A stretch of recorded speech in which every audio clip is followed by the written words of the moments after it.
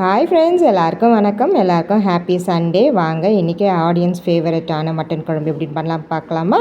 ஒரு குக்கரில் எண்ணெய் ஊற்றிட்டு சோம்பு போட்டு நல்லா தாளிச்சிடுங்க. அதுக்கப்புறம் கருவேப்பிலை வெங்காயம் போட்டு நல்லா வதக்குங்க. 2 ஸ்பூன் இஞ்சி பூண்டு பேஸ்ட்டு போட்டு நல்லா அதையும் வதக்குங்க. அதுக்கப்புறமா ஒரு பெரிய தக்காளி அரைச்சி வச்சுருக்கேன். நல்லா பச்சை வாசனை போகும் வரை நல்லா வதக்கிட்டு ஒரு மசாலாவாக நம்ம இப்போ ஆட் பண்ண போகிறோம் ஃப்ரெண்ட்ஸ். வாங்க.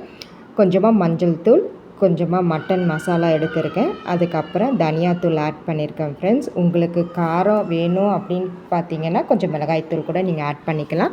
நான் வந்து கொஞ்சம் எக்ஸ்ட்ரா பெப்பர் தூள் ஆட் பண்ணியிருக்கேன் ஃப்ரெண்ட்ஸ். அதுக்கப்புறமா இதுக்கு தேவையான அளவுக்கு சால்ட் ஆட் பண்ணியிருக்கேன்.